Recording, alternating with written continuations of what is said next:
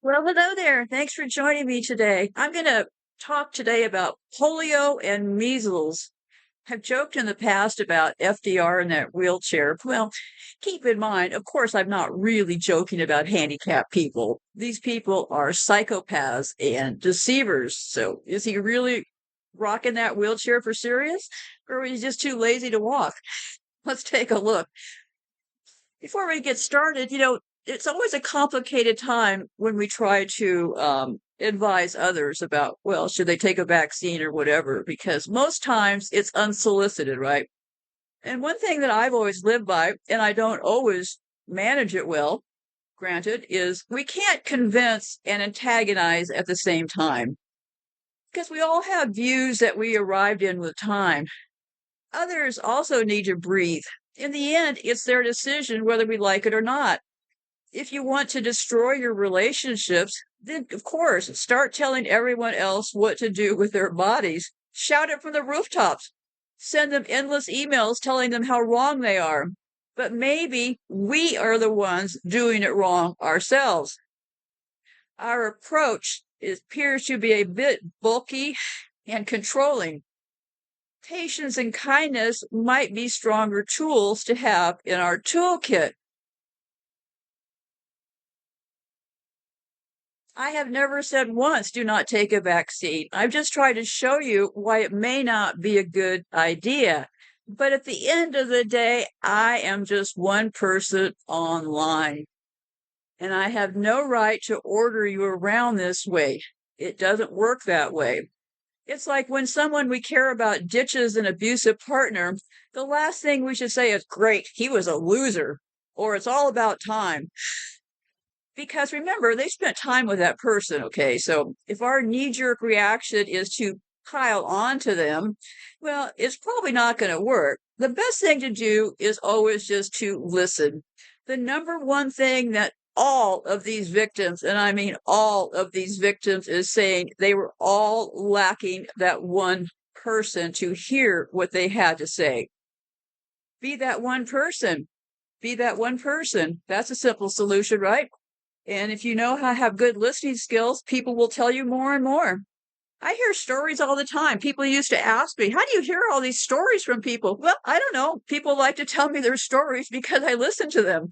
And yeah, so it's interesting because I get to meet a lot of people in different parts of life and things like that. And I get to hear their stories. And I find it very interesting because it's their story, not my story.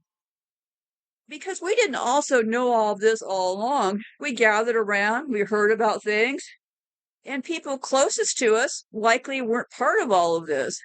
So now is probably not a good time to make them the outsiders and losers. We know more if we look more, and that does not make us smarter, and lording information over others absolutely will not open up communication. You cannot antagonize and persuade at the same time. And that's where psychopaths get it all wrong. They do not understand that basic premise. If they had played this differently, they might have pulled it off. So maybe we should think about our words and weaponizing information. Maybe not use words like, well, I told you so. You should have agreed with me ages ago. Because you will hear people say things about people are now coming forward with their vaccine injuries. That is very, very sad information. Now is not the time to lord over them and say, well, you kind of had this coming now, didn't you?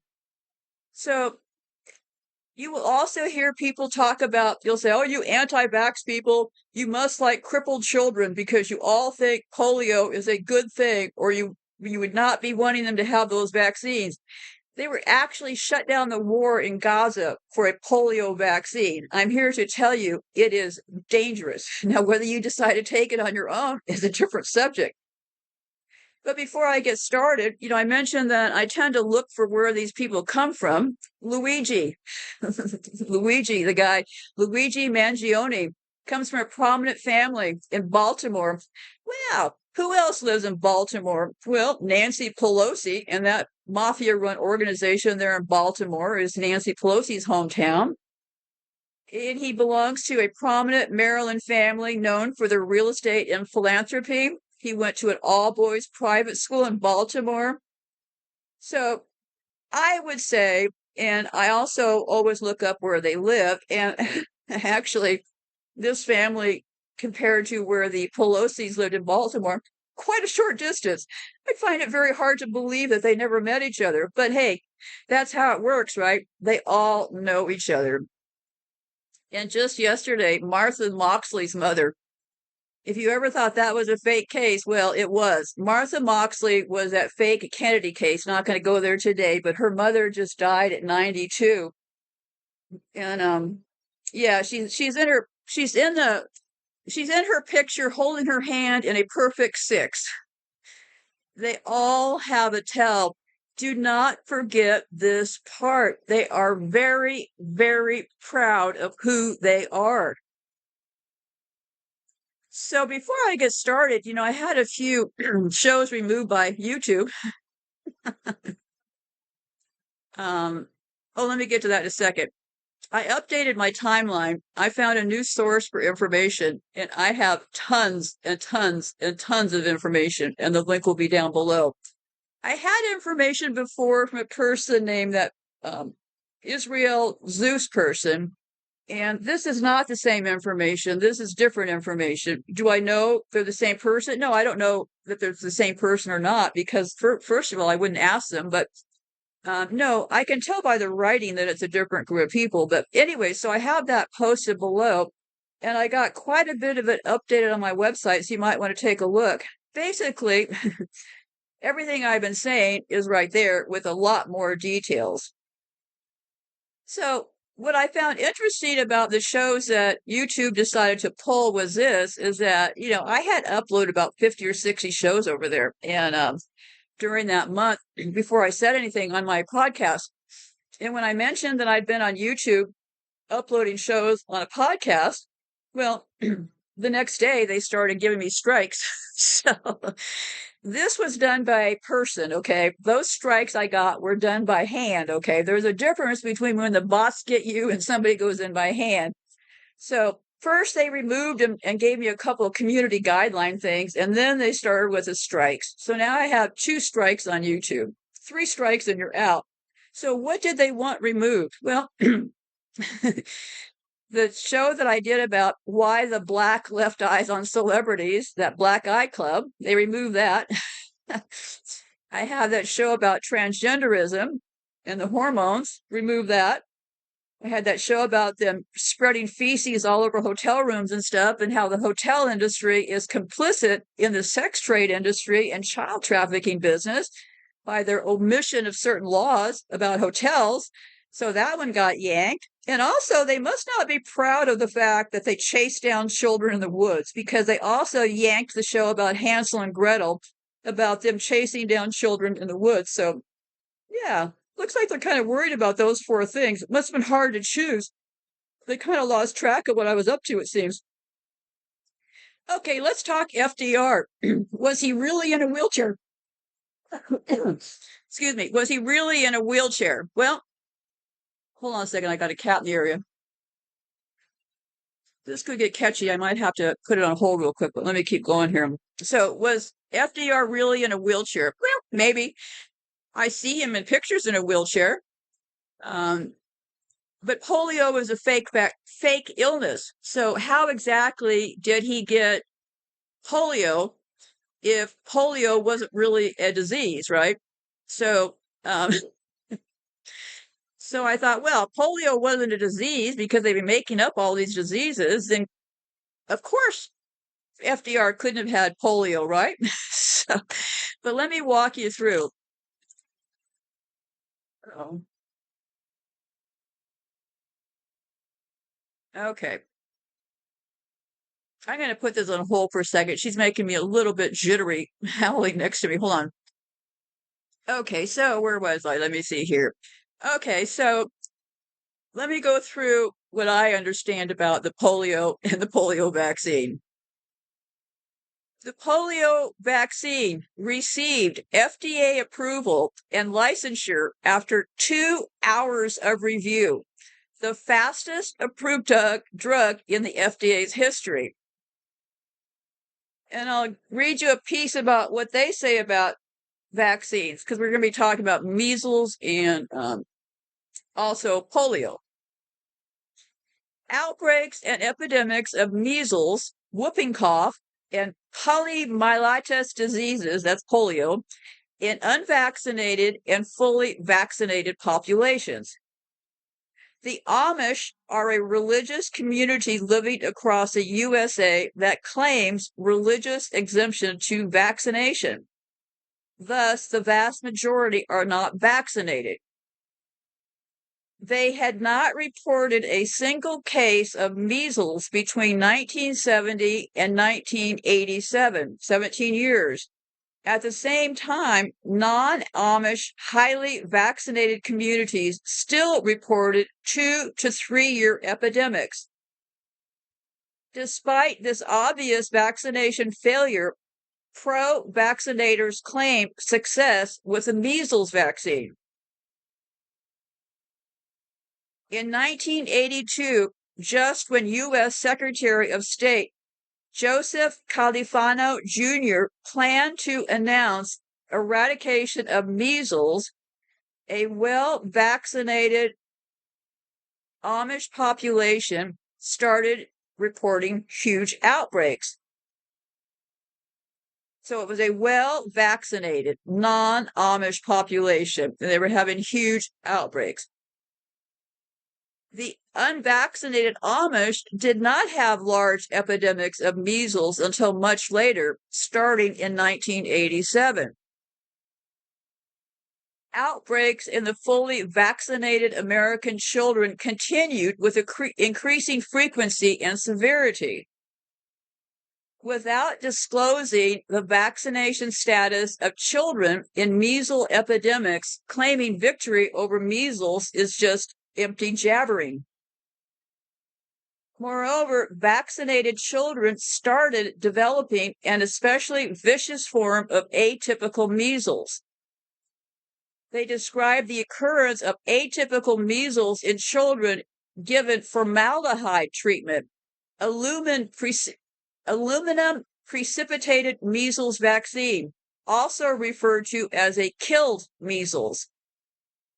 He explained the problem as due to the altered immunology host response caused by vaccination.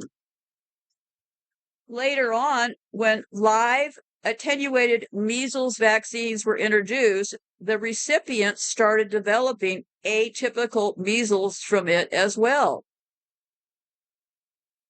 They described 9 cases which occurred in 1963 during a measles epidemic in Cincinnati. The authors followed 386 children who had received 3 doses of killed measles vaccine virus in 1961.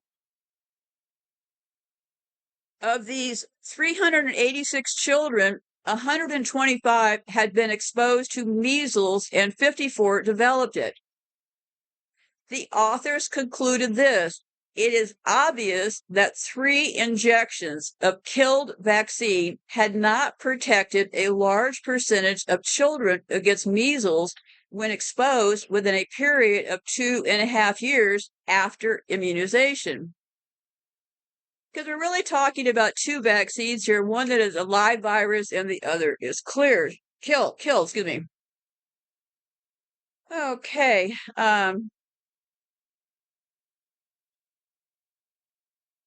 so this doctor goes on to say, this doctor later explains how diseases such as whooping cough and measles can occur in even younger children, not because the unvaccinated are spreading them, but because babies are born to vaccinated mothers who transplacently transmitted immunity, which normally protects small babies against contracting any infectious disease.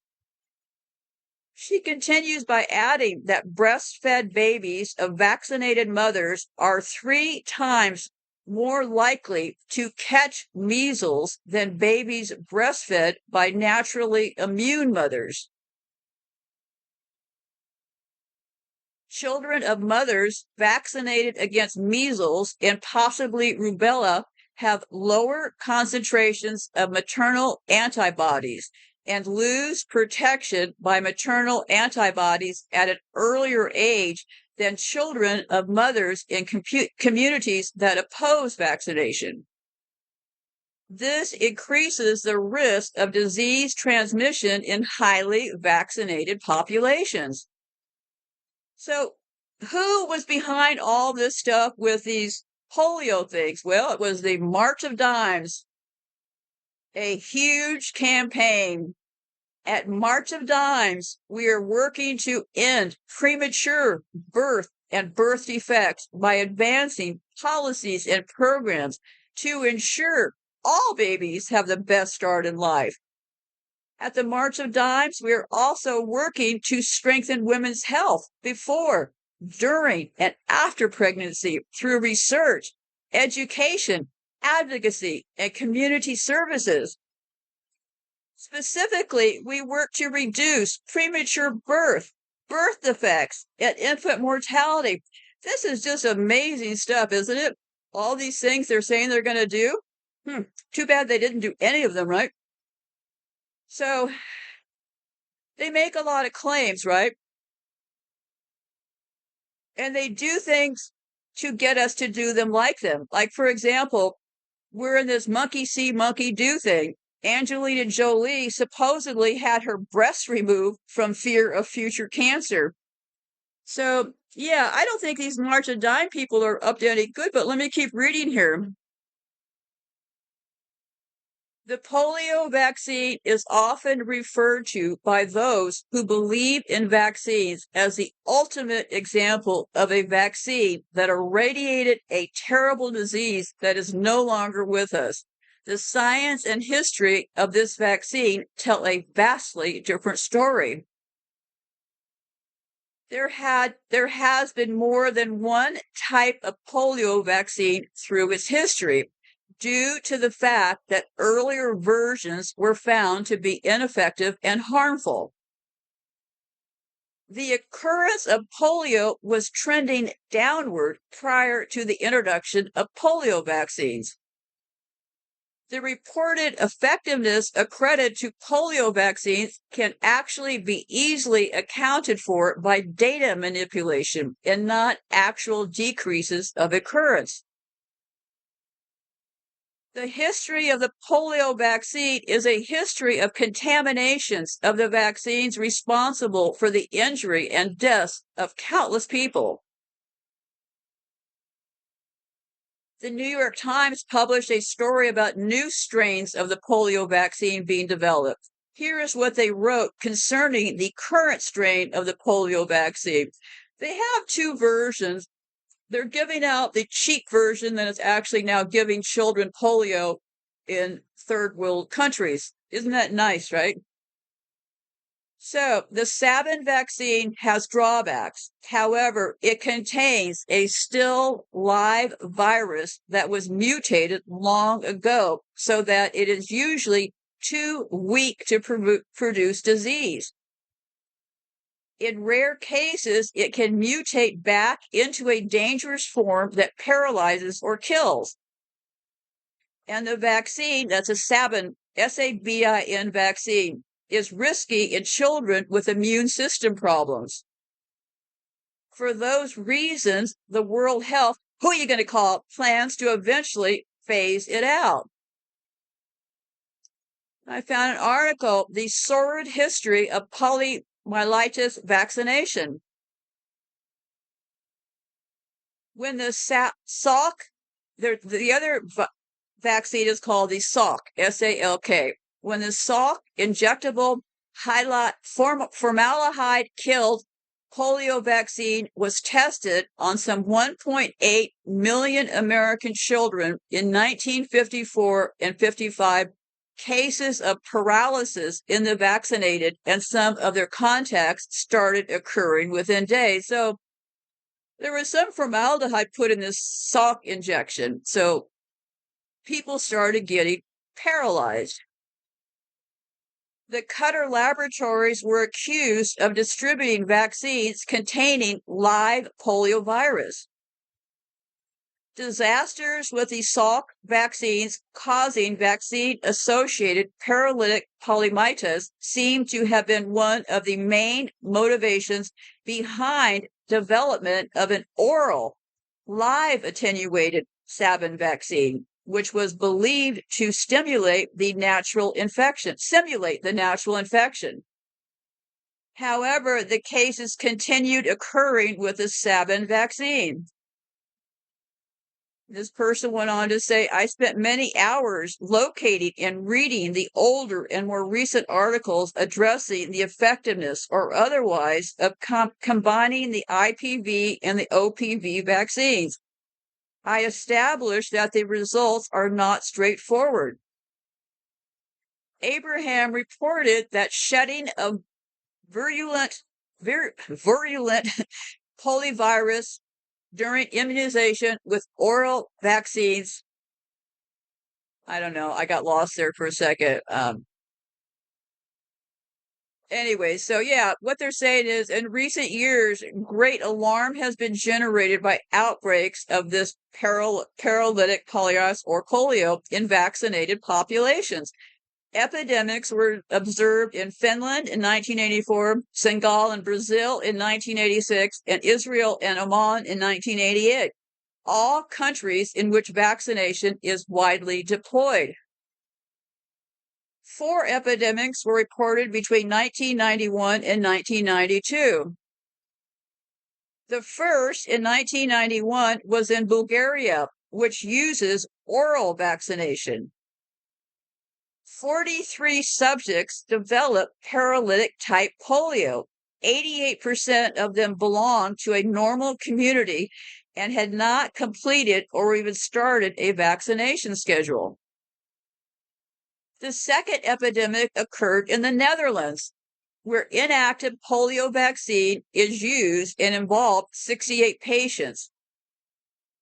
So, yeah, there's a lot of issues with all these vaccines, and I'll have all the information down before. The one that was a problem was known as the Cutter incident, CUTTR, because the vaccine was manufactured by Cutter Laboratories. Within days of vaccination, 40,000 children were left with polio, 200 with severe paralysis, and 10 deaths. Shortly thereafter, the vaccine was quickly withdrawn from circulation and abandoned. Gee, maybe they should have spent some more time testing this, right? Just like they had to rush out that virus, the latest one, right? To the contrary, officials at the National Institutes of Health were convinced that the vaccine was contributing to a rise in polio and paralysis cases in the 1950s. In 1957, Edward McBean documented in his book, The Poison Needle, that government officials stated the vaccine was worthless as a preventative and dangerous to take. Some states, such as Idaho, where several people died after receiving the Salk vaccine, wanted to hold the vaccine makers legally liable. Dr. Salk himself testified in 1976 that his live virus vaccine, which continued to be distributed in the United States until the year 2000, was the principal, if not sole cause of all polio cases in the U.S. since 1961. So, right here, they're saying that all polio cases in the U.S. since 1961. However, after much lobbying and political leveraging, private industry seduced the U.S. Public Health Services to proclaim the vaccine safe. All this occurred in the 1950s. The same private industry game plan to coerce and buy off government health agencies has become epidemic with practically every vaccine brought to market during the past 50 years. And keep in mind, vaccine stands for vaca, which means cow. They started this with cows. And keep in mind, these people consider us cattle, right? Today, U.S. authorities proudly claim the nation is polio free. Medical authorities and advocates of mass vaccination raise the polio vaccine as an example of a vaccine that eradicated a virus and proof of the unfounded herd immune theory. Dr. Suzanne Humphries, a nephrologist, that's a kidney doctor, and one of today's most outspoken medical critics against vaccines, has documented throughout thoroughly that polio's disappearance was actually a game of smoke and mirrors. Yep, that's those gypsies, isn't it? By 1961, the polio vaccine should have been ruled a dismal failure and abandoned since more people were being paralyzed from the vaccines than wild poliovirus infections. The 1950s mark a decade of remarkable medical achievements. It also marked a period of high scientific naivety and enthusiastic idealism. No, this is about eugenics. This is the plan, not the bug in the system. Paralysis was not only associated with polio infections, but also a wide variety of other biological and toxic agents, aseptic meningitis, Coxsackie, echoviruses, arsenic, DDT, and other industrial chemical toxins indiscriminately released upon millions of Americans. In addition, paralytic conditions were given a variety of names in an attempt to distinguish them, although some, such paralysis due to polio, aseptic meningitis, and Coxsackie, were indistinguishable. One of the more devious names was acute flaccid paralysis, or AFP, a class of paralysis indistinguishable from the paralysis occurring in thousands within the vaccinated population. It was therefore incumbent upon health authorities to transfer polio vaccine-related injuries to non-poliovirus causation in order to salvage vaccination campaigns and relieve public fears. They noted a direct relationship between the increase in the AFP during 2011 and government claims of declining polio infections, the rates parallel with increased vaccinations. One of the largest and most devious medical scandals in the history of American medicine also concerns the polio vaccine. In an excellent history about the polio vaccine, Neil Miller shares the story of Dr. Bernice Eddy, a scientist at the NIH, who in 1959 discovered that the polio vaccines being administered throughout the world contained an infectious agent capable of causing cancer. As the story is told, her attempts to warn federal officials resulted in the removal of her laboratory and being demoted at the agency.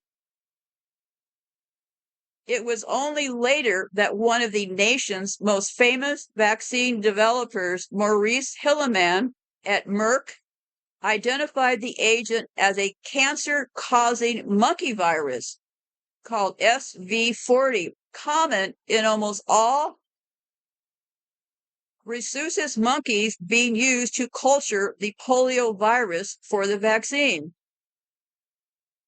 This contamination was found in all samples of the Sabin oral polio vaccine that was tested. Yeah, they all had this monkey virus, which was SV40, which was cancer causing. The reason they're after all this cancer business is to destroy our DNA. Now, it doesn't make a whole lot of sense right now because, well, I guess if you destroy people's DNA and they're still having children, that would make the children all crippled, right? So,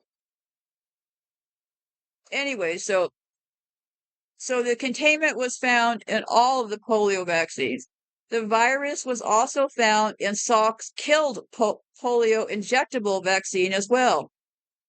No one knows for certain how many Americans received SV40 contaminated vaccines, but some estimates put the figure as high as 100 million people.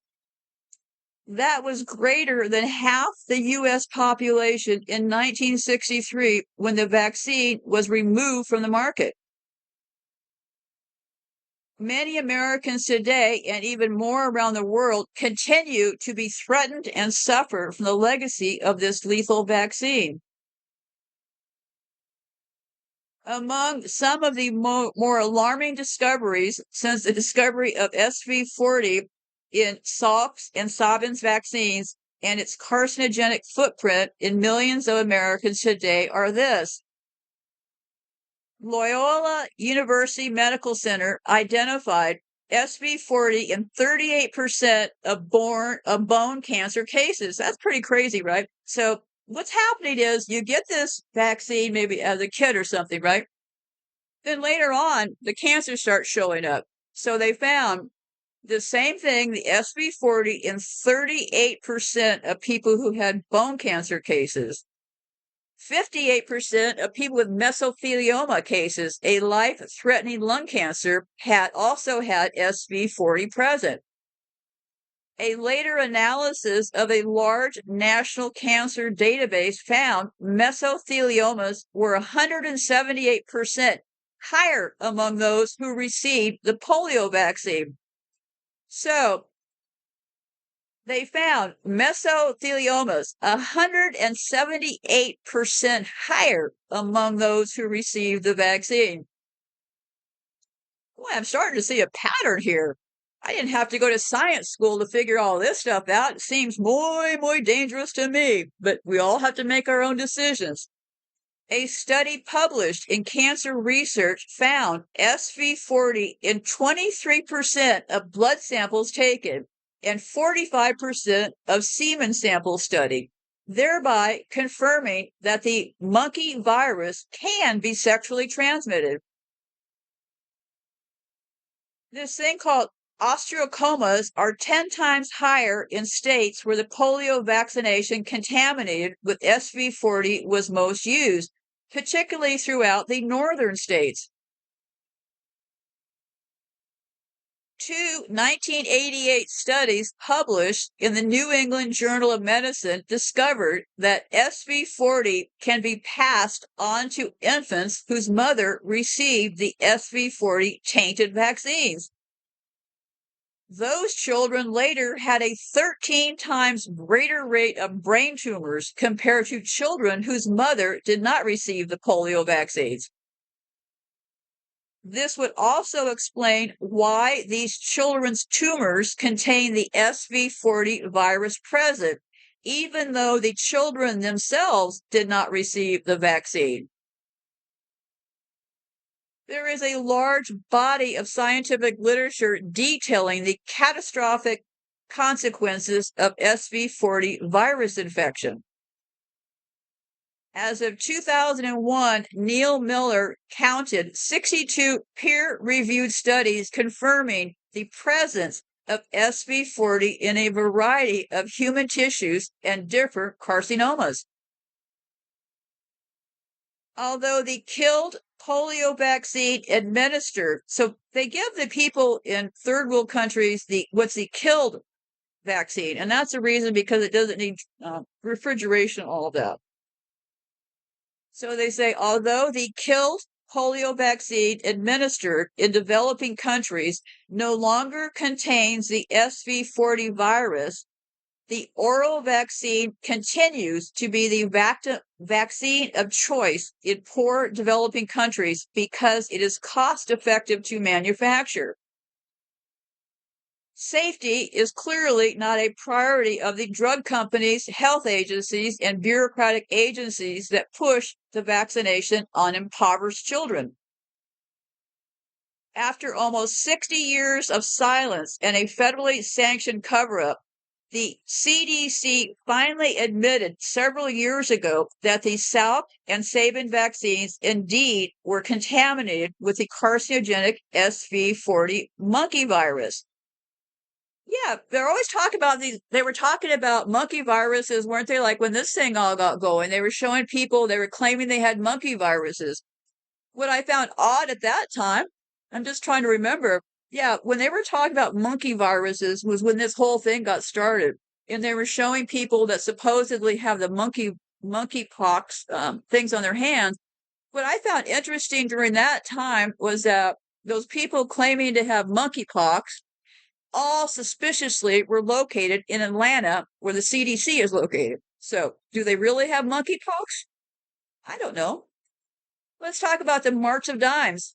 The March of Dimes is a United States non-profit gypsy-run organization that robs, distributes, and steals money from everyone. No, I'm just kidding. The March of Dimes is a U.S. nonprofit organization that works to improve the health of mothers and babies. And this is where we get to the good part. The organization was founded. Now, I didn't know any of this stuff. This is why social media, they say, well, I think this is what it is. Thinking is not research, okay?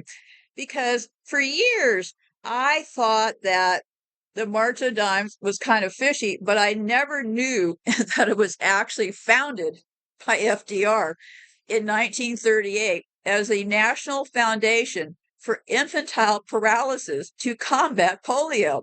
So he actually founded the March of Dimes, okay?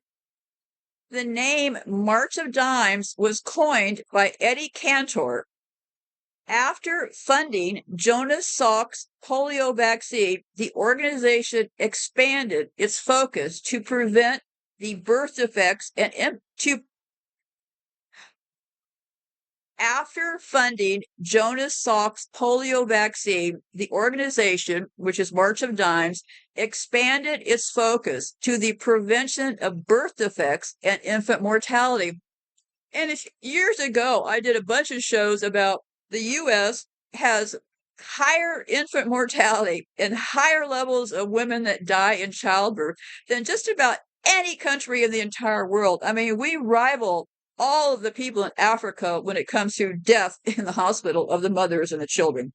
So clearly, if the March of Dimes, since all these years, has been to protect the mothers and the children, I have to say they've done kind of a lousy job. But let me keep reading here. It's all about the money. They don't give a shit if your kid has polio. They're the ones giving kids polio.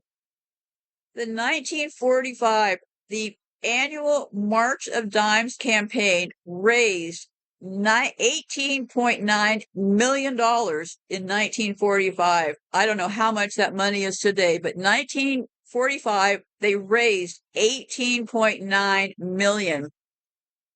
When Salk's vaccine were declared safe and effective in 1955, church bells across the country were rung and the nation celebrated. Literally, all the churches rang their bells through this country. Starting to smell the collusion? By 1957, the incidence of polio in the U.S. had dropped by 90%. Boy, isn't that amazing? We're so lucky we had FDR around. Don't forget, FDR is from the Brussels, Belgium area. He also made all of his money on the opium trade in China. So, where was I here? Let me see. Okay, I found this article. It said the March of Dimes, a revolutionary charity. In 1952, I was born in 1951. I think I might have gotten a polio vaccine. But anyway, in 1952, polio was America's second greatest fear. Nuclear attack was number one. This person said, my mother gave us all a polio test every day. Could we touch our toes and put our chins to our chest? Every stomach ache or stiffness caused a panic. Was it polio?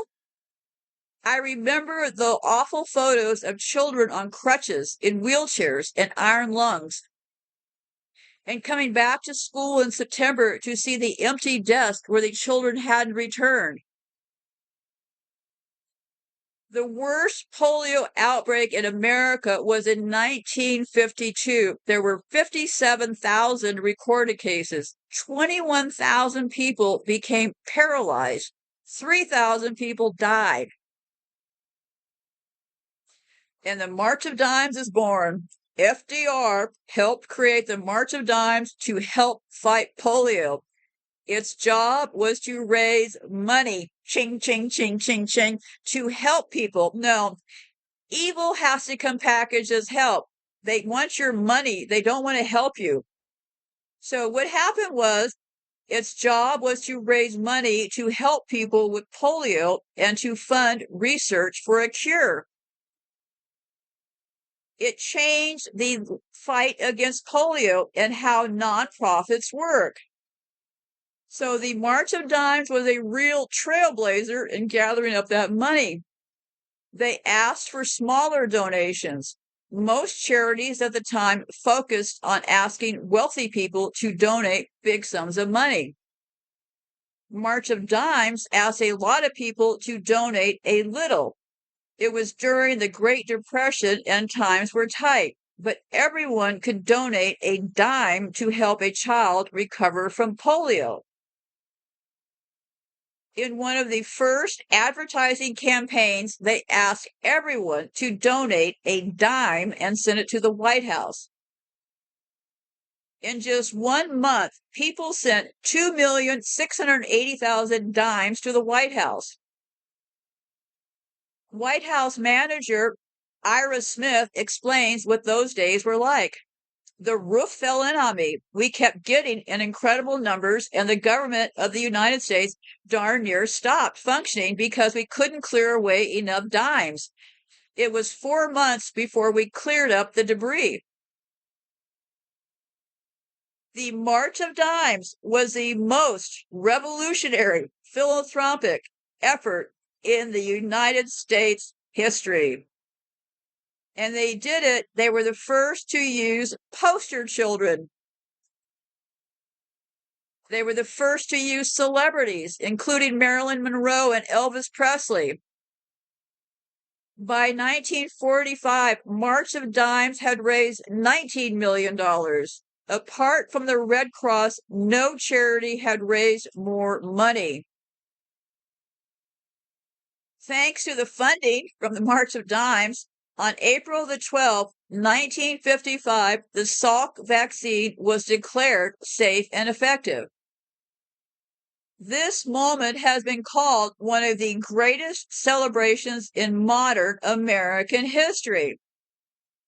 Church bells were ringing across the country. Factories were observing moments of silence. Synagogues and churches were holding prayer meetings, and parents and teachers were weeping. One shopkeeper painted a sign on his window that said, "Thank you, Dr. Salk." It was as if the war had ended.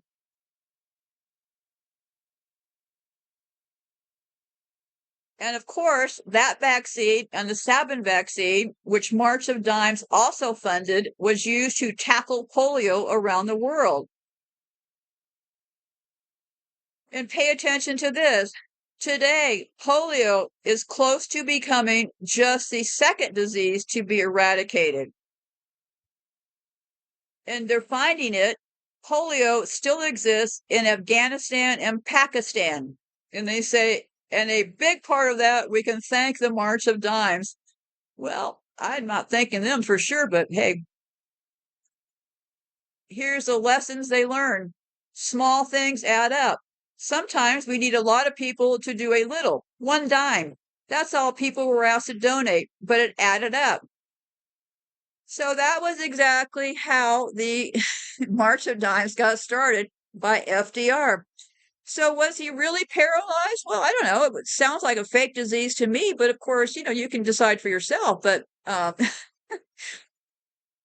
might have had something wrong with his legs because he wasn't always photographed. The photographers or the press supposedly didn't photograph him in his wheelchair. And I don't know. Maybe he had something wrong with his legs and he felt better rolling around his wheelchair sometimes and he just felt lazy, right? It was like I've talked about those people wearing those turbans over in the Middle East. If I was going to be a player on the game board like they are, a big player, I would have probably picked myself out a turban to wear because hey, turbans, yeah, not don't have to worry about your hair in the morning. You just rock that turban all day. So yeah, so all of these things are just nothing but tricks to get you to part with money to make you feel sorry. And I would have to say the polio vaccine has worked very well in the communications area because if you mention to just somebody offhandedly that you don't believe the polio vaccine is a good thing, I just imagine, let's say you just casually, not trying to tell people what to do, but let's say you just kind of casually mention to somebody that you're kind of thinking the polio vaccine must not be true. Well, people will give you an earful, okay? They will accuse you of all kinds of things. They will accuse you of hating children, wanting children to live in wheelchairs. They get very radically defensive over this polio business. And it has been, I would have to say, their biggest, longest running campaign to raise money by making people feel sorry for those kids. Of course, I feel very sorry for those kids. Those kids were given that polio that made them go blind and put them in those wheelchairs. So, yeah, talk about twisting something that was evil into something that was good, right? They feel like they're the saviors, right? Out here to save all these kids, when in reality, they're the ones who gave the kids the disease. So it's kind of like you got to be careful who you're worshiping as far as heroes. These people have a pretty long history of a lot of pretty, I would say, destructive things towards the rest of us. But just my opinion.